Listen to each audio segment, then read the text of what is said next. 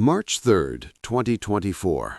The Swiss morning was crisp and clear as 88-year-old Alain Delon walked slowly through the corridors of the Centre Hospitalier Universitaire Vaudois in Lausanne.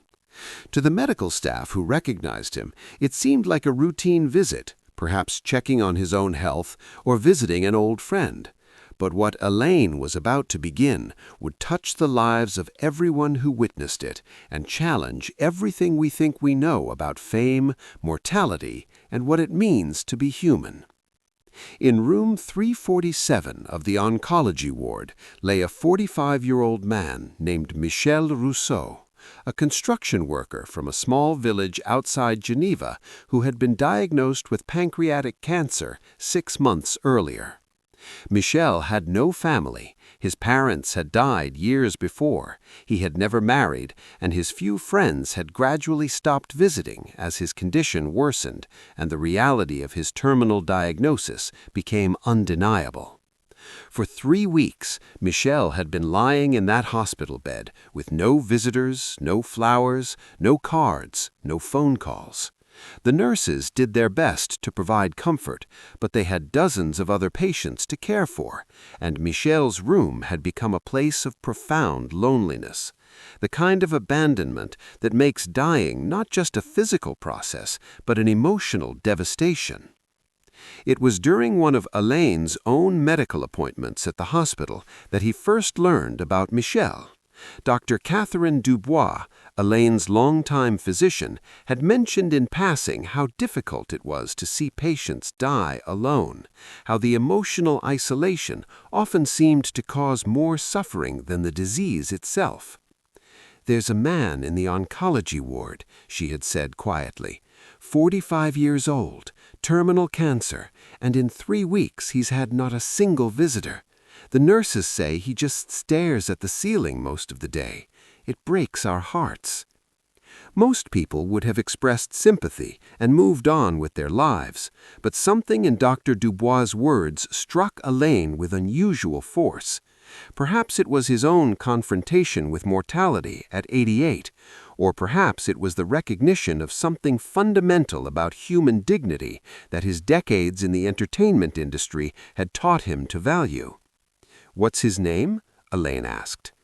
"Michel Rousseau," Dr. Dubois replied, surprised by the question. "Room number?" "347. But Alain, you don't need to—" "I'll see you next week," Alain said, already heading toward the elevator. What happened next would become legendary among the hospital staff, though none of them understood the full significance of what they were witnessing until much later. Alain knocked gently on the door of room 347 and entered to find Michel staring blankly at the television mounted on the wall, though the sound was turned off. The man looked thin and pale, but his eyes held an alertness that suggested his mind was still sharp despite his body's deterioration. "Excuse me," Alain said softly. "My name is Alain. I was wondering if you might like some company." Michel turned his head slowly, and for a moment recognition flickered across his face. But instead of excitement or surprise at seeing one of Europe's most famous actors in his hospital room, Michel's expression showed something more profound, a desperate gratitude for any human connection. Why would you want to visit me?" Michel asked, his voice barely above a whisper. Alain pulled up the visitor's chair next to Michel's bed and sat down. "Because everyone deserves to have someone sit with them," he said simply, "and if you'll have me, I'd like to be that someone for you." What followed was a conversation that lasted nearly 2 hours. They didn't talk about movies or fame or celebrity. Instead, they talked about Michel's life, his work in construction, the houses he had helped build, the satisfaction he had found in creating structures that would outlast him. They talked about the small village where he had grown up, about fishing in the local streams as a boy, about the dog he had loved as a child. For the first time in weeks, Michel smiled. For the first time since his diagnosis, he spoke about his life as something that had meaning rather than just something that was ending. When Alain finally stood to leave, Michel looked at him with an expression that contained both hope and fear. Would you consider coming back?" Michel asked. "I'll be here tomorrow at the same time," Alain promised. And he was, and the next day, and the next. For 30 consecutive days, Alain Delon, one of the most famous actors in the world, spent 2 hours every afternoon in room 347 talking with a dying construction worker that nobody else cared enough to visit. The hospital staff began to take notice. Nurses would find excuses to walk past room 347 during Alain's visits, amazed by what they witnessed. The famous actor who had portrayed some of cinema's most complex and often cold characters was displaying a warmth and patience that seemed to come from somewhere deeper than performance. Alain would arrive each day with small gifts, not expensive items that would highlight the difference in their circumstances, but thoughtful tokens that showed he had been listening.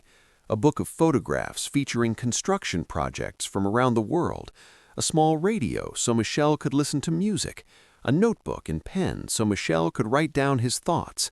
But more than the gifts, it was Alain's presence that transformed Michel's final weeks. The man who had been staring blankly at the ceiling began sitting up in bed, combing his hair, looking forward to the afternoon visits. He started talking to the nurses more, asking about their families, showing interest in the world beyond his room. Dr. Dubois, who checked on Michel regularly, was amazed by the transformation. "It's not just psychological," she told her colleagues. "His vital signs have improved. He's eating better. It's as if having someone to live for has actually extended his life." But what the hospital staff didn't know, what even Dr. Dubois didn't know, was the real reason Alain had committed himself so completely to this dying stranger. The truth was both simpler and more devastating than anyone could have imagined. 31 years earlier, in 1993, Alain had been at the height of his career when he received a phone call that would haunt him for the rest of his life. His younger brother, Jean-François, whom he had not spoken to in 5 years due to a family dispute over their father's estate, was dying of cancer in a hospital in Nice. Alain had been in the middle of filming a major production and had convinced himself that the work was too important to interrupt. He had told himself that Jean-François was being dramatic, that he would recover, that there would be time to make things right after the film was completed. Jean-François died alone in that hospital room, while Alain was on a movie set, delivering lines that he would later realize meant nothing compared to the conversation he never had with his brother. For 31 years, Alain had carried the weight of that absence, the knowledge that his pride and his career had prevented him from being present for the most important moment in his brother's life. It was a regret that had shaped every relationship since, a wound that had never properly healed. When Dr. Dubois mentioned Michel Rousseau, a man dying alone with no one to care for, Alain saw not just a stranger in need, but a chance at redemption. He couldn't undo his failure with Jean-François, but he could ensure that no one else would experience the abandonment his brother had endured. The 30 days Alain spent with Michel were not just an act of charity toward a stranger, they were a form of penance for the brother he had failed to comfort 31 years earlier. But as the days passed, something unexpected happened. What had begun as Alain's attempt to atone for his past failure became something much more profound, a genuine friendship built on the recognition that both men were facing mortality and that human connection was the only thing that made the journey bearable. "I'm not afraid of dying anymore," Michel told Alain during one of their final conversations. "I was afraid of dying alone, but you've shown me that even strangers can become family. If someone like you, someone who could be anywhere doing anything, chooses to spend time with someone like me, then maybe my life mattered more than I thought." On April 2nd, 30 days after their first meeting, Michel Rousseau died peacefully in his sleep. Alain was not in the room at the time. He had gone home to rest after their afternoon visit, but the nurses said that Michel's last conscious words were, "Tell Alain thank you for making me feel like I mattered." The hospital held a small memorial service for Michel, attended only by Alain and a handful of medical staff who had cared for him.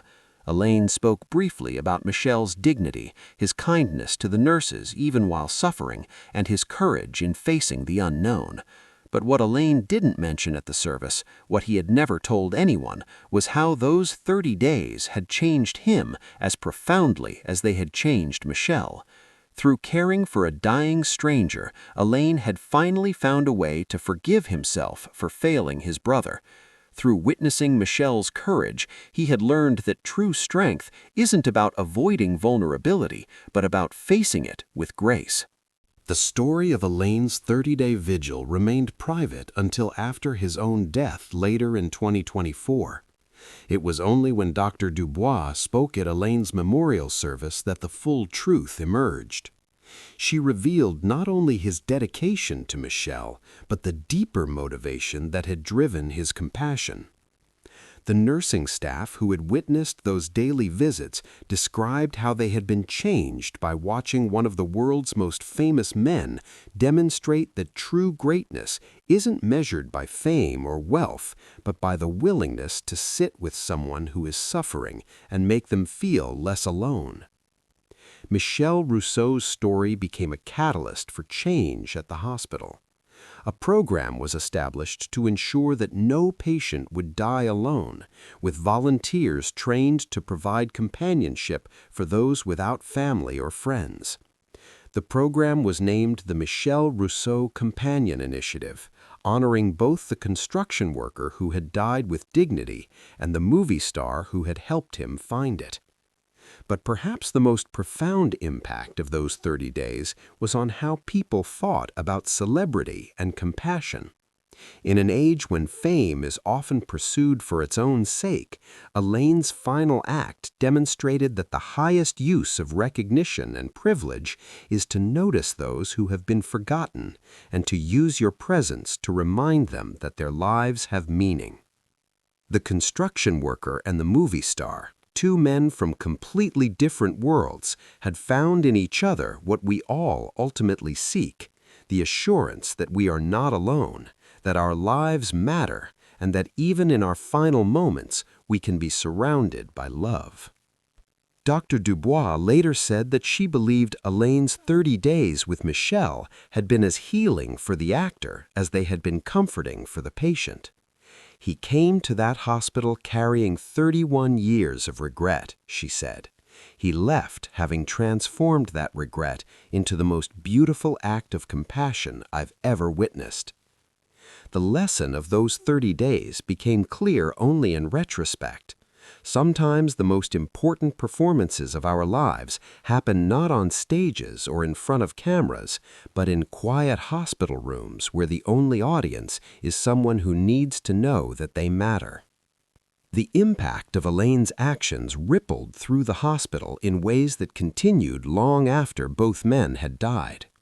Nurses began approaching their work differently, taking extra time to sit with patients who had no visitors. Doctors started viewing terminal care not just as medical treatment, but as an opportunity to provide the human connection that can make the difference between dying alone and dying with dignity. The hospital administration, inspired by the example Alain had set, implemented policy changes that prioritized patient emotional well-being alongside physical care. They created quiet spaces for difficult conversations, established support groups for patients without family or friends, and trained staff to recognize the signs of emotional isolation that can be as dangerous as any physical symptom. Other hospitals across Europe began hearing about the Michel Rousseau Companion Initiative and implementing similar programs. What had started as one famous man's private act of penance had become a movement toward more compassionate end-of-life care throughout the healthcare system. The story also changed how many people thought about their own responsibilities to others. Social media posts about random acts of kindness began referencing Alain and Michel's story. Volunteer organizations reported increases in people offering to visit isolated elderly patients or terminally ill individuals who lacked family support. But perhaps most significantly, the story forced a reconsideration of what we value in public figures. In an era when celebrity often seems synonymous with self-promotion and excess, Elaine's final chapter demonstrated that true greatness could be measured by private acts of service that no one was meant to see. The 30 Days also revealed something profound about the nature of redemption and forgiveness. Elaine's failure to be present for his brother's death could never be undone, but his presence for Michelle's final month proved that our worst mistakes need not define us if we find ways to transform our regret into compassionate action for others. Dr. Dubois often reflected on how the relationship between Alain and Michelle had challenged her assumptions about both fame and dying.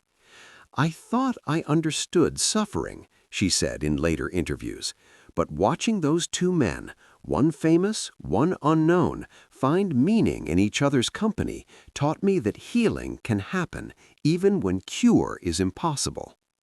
The friendship that developed between the movie star and the construction worker also demonstrated something essential about human dignity that transcends social class or professional achievement.